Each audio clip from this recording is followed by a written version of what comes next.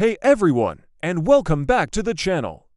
Today, we're diving into something super important, but often overlooked, your residential lease agreement.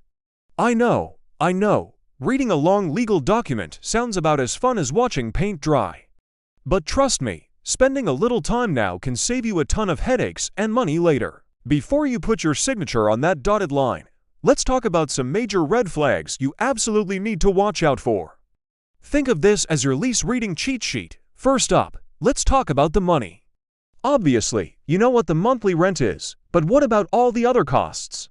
You need to become a detective and hunt for hidden fees. Look for mentions of administrative fees, amenity fees, move-in fees, or even monthly pest control fees. Sometimes, landlords will charge you for processing rent payments or for using the online portal. These might seem small, but they add up fast. Make a list of every single fee mentioned and do the math. If the total is way more than you budgeted for, it's a big red flag. Don't be afraid to ask the landlord to clarify or even negotiate these charges. Next, let's talk about a really sneaky one, the automatic renewal clause.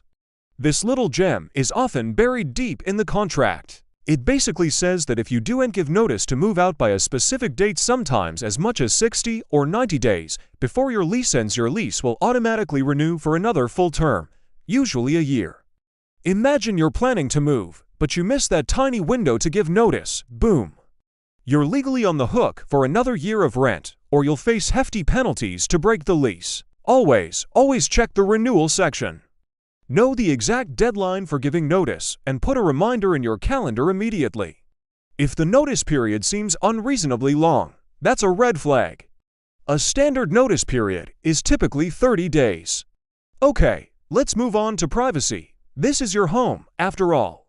You need to look at the clause about landlord entry. The law in most places requires landlords to give you reasonable notice before entering your apartment, usually 24 hours, unless it's a true emergency, like a fire or a major flood.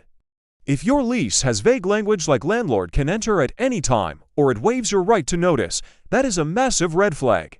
You have a right to quiet enjoyment of your home. The lease should clearly state the notice period and the legitimate reasons for entry, like repairs, showings, or inspections. Anything less than that is a potential invasion of your privacy. Finally, let's talk about the money you hope to get back, the security deposit. The lease should spell out exactly what the deposit can be used for.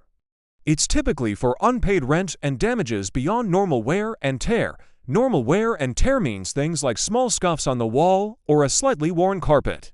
It does not mean a giant hole in the wall or a huge wine stain.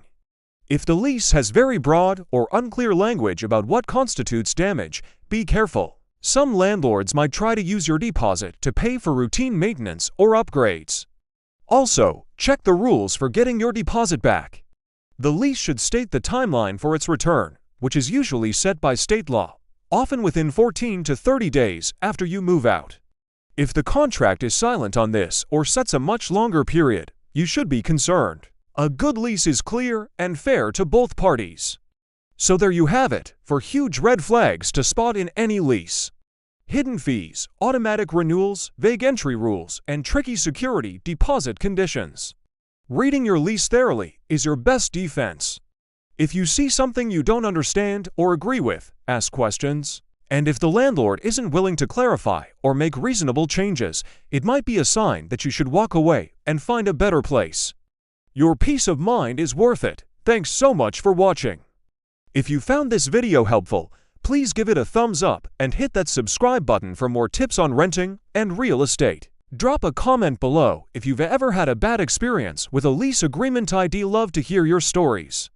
Stay smart, stay safe, and I'll see you in the next video.